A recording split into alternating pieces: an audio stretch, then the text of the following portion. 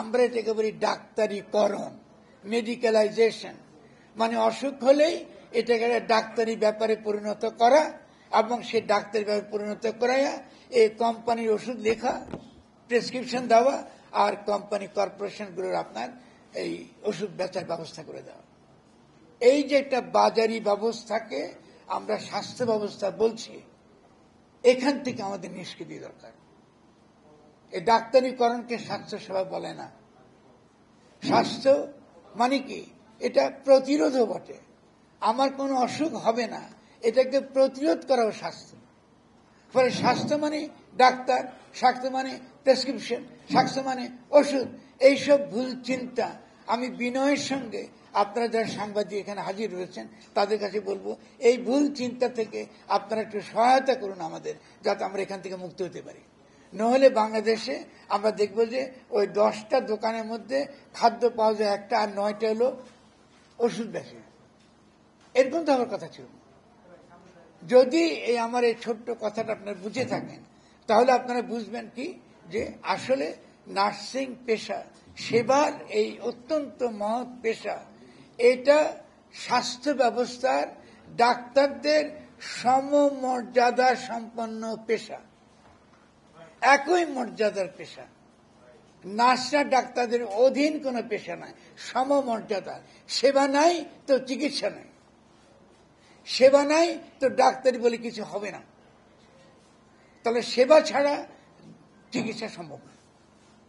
ফলে প্রথমত আজকে আমাদের এই যে প্রেস কনফারেন্স, আমরা এই যে 2 দিনের যে কর্মশালা করেছি, এই 2 দিনের কর্মশালা থেকে যে কথাটা আপনাদের সামনে এবং আপনাদের মাধ্যমে দেশের জনগণকে বোঝাতে চাই, যে সেবা ছাড়া এবং একই সঙ্গে সঙ্গে নার্স পেশার যথাযোগ্য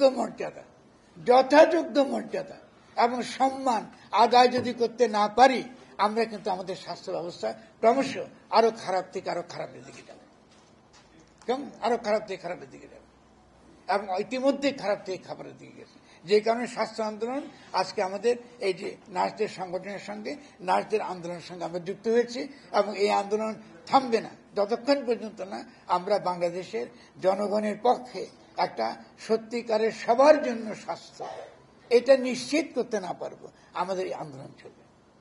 ফলে এই আন্দোলনের মূল কথাটা হচ্ছে এই, যে সরকার এর আগে আমাদেরকে প্রতিশ্রুতি দিয়েছে যে তারা সবার জন্য স্বাস্থ্য তারা কার্যকর করবে। কবে?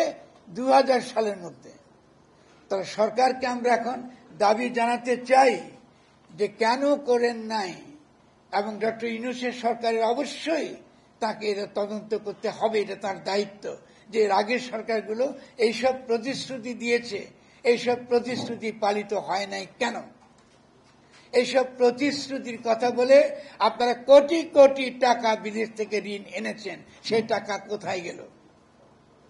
আপনারা বলেছেন সবার জন্য স্বাস্থ্য নিশ্চিত করবেন, WHO বলেছে, আলমা-আটা ডিক্লারেশনে বলেছে, বিভিন্ন রকম স্বাস্থ্য সরকারের নীতির মধ্যে বলেছেন সবার জন্য স্বাস্থ্য, সবার জন্য স্বাস্থ্য, সবার জন্য স্বাস্থ্য। এখন হঠাৎ করে আমরা দেখলাম যে সবার জন্য স্বাস্থ্য পালাই গেছে, ওকে আর খুঁজে পাওয়া যাচ্ছে না কোথাও। এইসব তামাশা করার দিন শেষ হয়ে গেছে। সবার জন্য স্বাস্থ্য নিশ্চিত করতে পারলেন না কেন?